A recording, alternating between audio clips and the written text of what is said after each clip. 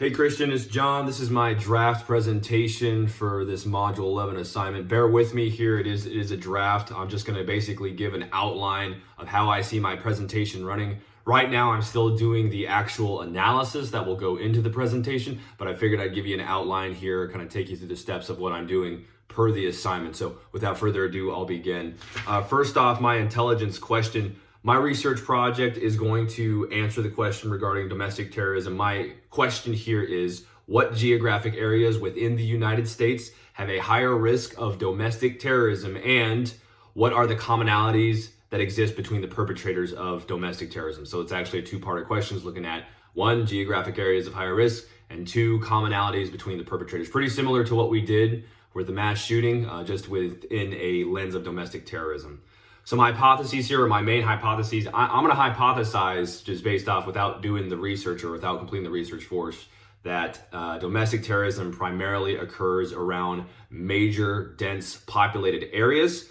And this is actually contravening some other hypotheses I've seen online from other groups or persons, which say that they happen in certain states or areas, for example, southern states or rural areas. To me, at least based on what I've seen, just, again, at first glance, is that they happen in dense populated areas, regardless of where those densely populated areas are. And I'm hoping to find research that supports that. Okay, so the methodologies I'm choosing here.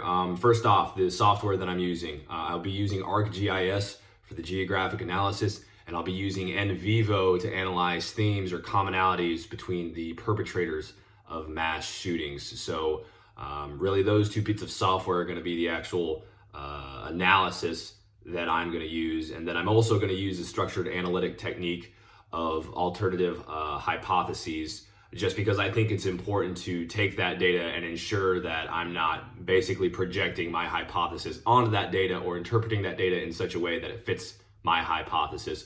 I'm going to try on a few other hypotheses and see if the data could also support those hypotheses, just because in that case, obviously I need to do a little more digging and find something which is a little more distinct. Now, the visualization of the data, I don't have this for you or in general yet, but I do have some very good sources. If we're talking about visualization here, if I just draw the picture for you, it will include images from ArcGIS. Pretty basic. I'm looking at a map that will show domestic terrorist incidents from 94 to 2021. And I'm actually going to be using a data set from the Center for Strategic and International Studies, CSIS, that did a very similar study. And really what I'm looking for here is just the United States and incidents, and trying to see some correlation between geographic areas and where domestic terrorism takes place. That's what I'll be looking for the visualization of that data.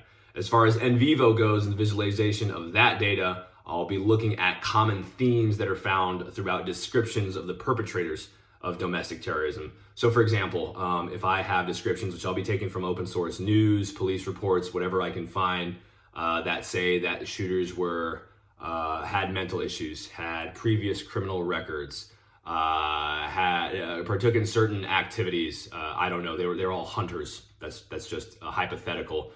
That's what I'll be showing through NVivo, if you remember the themes chart. So basically, two main visualizations there: map of incidents, and then commonalities between perpetrators using NVivo. So the claim, I think that with those two visualizations, in addition to, I'm going to call it alternative hypotheses, you could call it devil's advocate. I think with those two visualizations and the structured analytic technique, then that will be how I'll mainly support my claim, if it proves to be true, that most domestic terrorism takes place in densely populated areas, simply because there's just more people there. So as far as, what it's asking here, how do I know the defense of that claim? It would be taking the visualized data and the structured analytic technique to kind of make that case for why that hypothesis is true. And I'll go ahead and end with the OG&I 5 questions for you.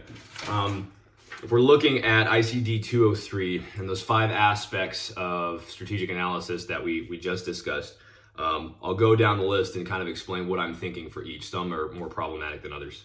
First off, is it objective? That's pretty basic here. I'm trying to be as objective as possible. And I also am, as it says, alert to the influence that I've had just reading the news, my own preconceived biases about what domestic terrorism is. So I'm aware of that, which is why I think that structured analytic technique that I'm including, that alternative hypothesis analysis, I think is going to be pretty crucial to making this a strong argument. Big one here, and this is what I meant when I said problematic, independent of political consideration. Obviously, domestic terrorism right now does have a lot of political baggage that goes along with it. So in my analysis, I'm going to do my best to simply avoid trying to make far-flung conclusions about how major organizations or political parties, so on and so forth, are supporting so on and so forth. I'm not trying to touch that, because when you start doing that, I think that I actually run afoul of this standard of analytic integrity. I'm just trying to answer what geographic areas have the highest risk, what are commonalities between the perpetrators.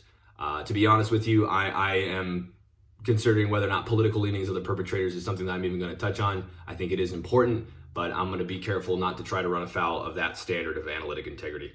Timely, it's always timely. It's an ongoing threat. It is, something that I'm not too concerned about there as far as that aspect. Based on all available sources of intelligence, I'm going to use all the open source intelligence that I have. And that's not only going to be news sources, which by the way will be varied news sources. That's going to be think tank projects, actual research, police reports, any source of data I can get, and each one will be kind of analyzed for its own adherence to these standards of integrity. I'm not trying to find tabloid news sites to find this data. And finally, implements and exhibits analytic tradecraft standards there. This is actually something that I'm not too familiar with, so I do intend to follow these by the letter, but I'm really not too concerned with those because they do spell it out pretty clearly about how the language is supposed to be used, especially if we're looking at these expressions of likelihood or probability, especially if we're talking about risk. I'm going to adhere to these percentiles. I think it lays it out pretty clearly there. So that is the bottom line. I'm looking at about six minutes here, so I'm not going to take up all your time, but that is the overview of my presentation. I'm looking forward to hearing yours, and I'll get you some good feedback on this one, but please let me know if you're seeing anything wrong, or maybe things that I need to think about as I'm moving forward with my presentation. Okay, thanks. Have a good one.